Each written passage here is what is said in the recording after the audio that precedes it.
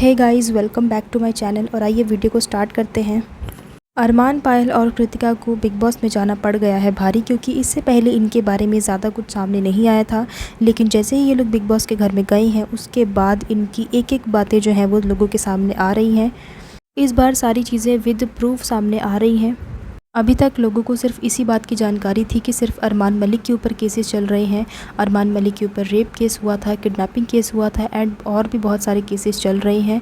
लेकिन मैं आपको बता दूं कि सिर्फ अरमान मलिक ही नहीं, बल्कि पायल मलिक के ऊपर भी केसेस चल रहे हैं। जी हाँ, आप लोगों ने बिल्कुल सही सुना। अरमान के गुनाह में सिर्फ अरमान ही नहीं बल्कि पायल भी शामिल थी। ये बात किसी और ने नहीं बल्कि इनके घर काम कर रही मेड ने बताई थी, जिसके साथ अरमान ने गलत किया था। इसी वजह से अरमान के ऊपर rape case, POCSO and kidnapping case के अलावा और भी बहुत सारे मल्टीपल केसेस चल रहे हैं, जिसके बारे में हम नेक्स्ट वीडियो में डिटेल में बात करेंगे।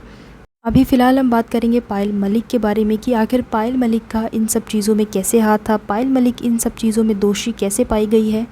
सबसे पहले मैं आपको एफआईआर की कॉपी दिखा देती हूँ, जो सोशल मीडिया पे बहुत तेज़ी से वायरल हो रही है एंड बहुत सारे मीडिया पोर्टल्स ने भी इस एफआईआर कॉपी को शेयर किया है। अरमान ने उस मेड के साथ क्या किया था और पायल की क्या गलती रही जिसकी वजह से उसके ऊपर भी केसेस हुए हैं, ये सारी मेड की ज़ुबानी उस एफआईआर में लिखी हुई है। एफआईआर की कॉपी मैंने यहाँ पे लगा दी है। इफ़ यू वांट तो आप वीडियो को पॉज करके भी पढ़ सकते हो। मैं आपको शॉर्ट में थोड़ा सा एक्सप्लेन कर देती हूँ कि इसमें क्या लिखा हुआ है। इस एफआईआर में उस मेड ने ये बताया है कि वो अपने छोटे भाई के साथ दिल्ली में रहा करती थी और अपना गुजारा करने के लिए वो लोगों के घरों में झाड़ू पोछा वगैरह का काम करती थी। लेकिन उसकी मम्मी ने एक दिन उसे संदीप के घर यानी कि अरमान मलिक के घर पे 24 घंटे के लिए एज अ मेड रखवा दिया था। अरमान के घर पे वो झाड़ू पोछा, डस्टिंग, खाना बनाना और चीकू को संभालने का काम करती थी।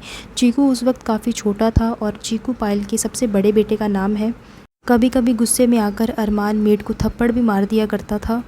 इसके बाद ये बताया है कि 2018 में अरमान और उसका पूरा परिवार अहमदाबाद चला गया था। इसके बाद मेड ने ये बताया है कि अरमान उसे ड्रग्स के इंजेक्शन देकर रेप किया करता था और इसके बारे में उसने कभी अपनी मम्मी को नहीं बताया, क्योंकि वो काफ़ी ज़्यादा डर गई थी और इस बारे में पायल को बखूबी पता था। वो ये सारी चीज़ें जानती थी लेकिन फिर भी उसे छुट्टी नहीं दिया करती थी। पायल को इन सब के बारे में पता था। ये सब जानते हुए भी उसने अपनी मेड को छुट्टी नहीं दी और ये सब उसकी मेड के साथ चलता रहा।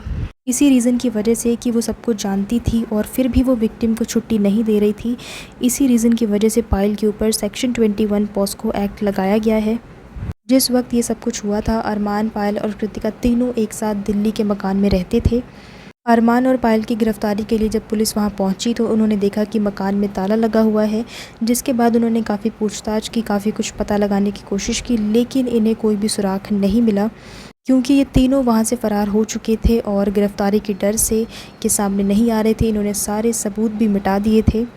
आपको बता दूं कि इस मामले में सिर्फ अरमान और पायल का ही नाम है, इसमें कृतिका का नाम कहीं भी देखने को नहीं मिला है।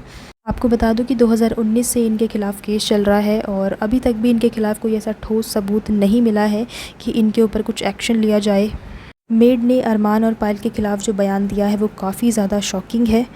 ये बहुत ही सीरियस मामला है और मैं आपको बता दूं कि पूरी मलिक फैमिली इसे छुपाने में लगी हुई है। चाहे सच हो या झूठ हो, वो ज़्यादा दिन तक छुपा नहीं रह पाता है। और ऊपर से वो भी, अगर आप एक पब्लिक फ़िगर हैं तो आपकी कोई भी चीज़ छुपी नहीं रह सकती है, चाहे आप कितनी भी छुपाने की कोशिश कर लो। सबको यही लग रहा था कि अरमान की गलती है, अरमान ने गलती की है, लेकिन ऐसा नहीं है।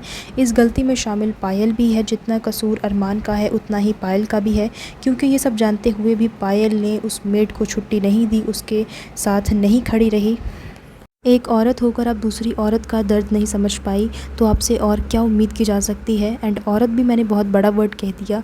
एक बच्ची के साथ ये सब होते हुए आप देखती रहीं लेकिन आपने कुछ एक्शन नहीं लिया, ये बहुत ही गलत बात है और आपसे क्या उम्मीद की जा सकती है। ये वही पायल मलिक है जो कुछ दिन पहले ये नारा लगा रही थी कि मेरी बहन कृतिका के लिए विशाल ने इतनी बड़ी स्टेटमेंट कैसे दे दी, मैं ये सब कुछ सहन नहीं कर सकती, मैं अपनी फैमिली के लिए स्टैंड लूँगी। लेकिन उस वक्त आपका स्टैंड कहाँ गया था जब एक बच्ची के साथ ये सब कुछ हो रहा था। उस वक्त आप एक बच्ची का स्टैंड भी नहीं ले पाई और सब कुछ अपनी आंखों से देखती रही। जब पायल बिग बॉस में गई थी और बात बात पर इमोशनल हो जाया करती थी तो हर कोई पायल को सिंपैथी देता था कि आपके साथ गलत हुआ है, ऐसा नहीं होना चाहिए था। इवन मेरी भी सिंपैथी थी पायल के साथ कि चलो ऐसा तो किसी के भी साथ नहीं होना चाहिए जैसा पायल के साथ हुआ है।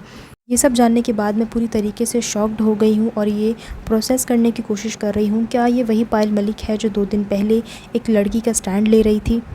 यहाँ पे जितनी गलती अरमान की है उतनी पायल की भी है, क्योंकि अगर पायल उसकी हेल्प करती, उसे जाने देती तो शायद अरमान अपने प्लान में कभी भी सक्सेसफुल नहीं हो पाता।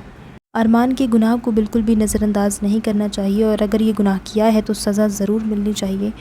पायल को फिर भी बेनिफिट ऑफ डाउट मिल सकता है क्योंकि वो अरमान की वाइफ़ थी, उसके पास एक बच्चा भी था।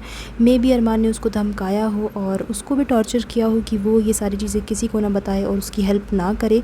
ये सारी चीज़ें भी पॉसिबल हो सकती हैं, लेकिन गलती तो फिर भी यहाँ पे हुई है। कोई छोटी मोटी गलती भी नहीं हुई है कि जिसे आप नज़रअंदाज भी कर सकते हो, एक बहुत बड़ी गलती हुई है। सो गाइज़, इसी के साथ मैं वीडियो को एंड कर रही हूँ एंड आई होप कि आप लोगों को ये वीडियो अच्छा लगा होगा। एंड कमेंट करके मुझे ज़रूर बताना कि आपका इन सब पे क्या कहना है। Let me know in the comments कि आप लोगों के क्या ओपिनियंस हैं। एंड इसी तरह के और भी अपडेट्स के लिए, रिएक्शन वीडियोज़ के लिए मेरे चैनल को सब्सक्राइब कर लीजिए एंड बेल आइकन को प्रेस कीजिए ताकि सभी वीडियोज़ के नोटिफिकेशन आप लोगों को मिले। Thank you so much guys for watching this video and I will see you in the next one. Till then, keep watching. Thank you.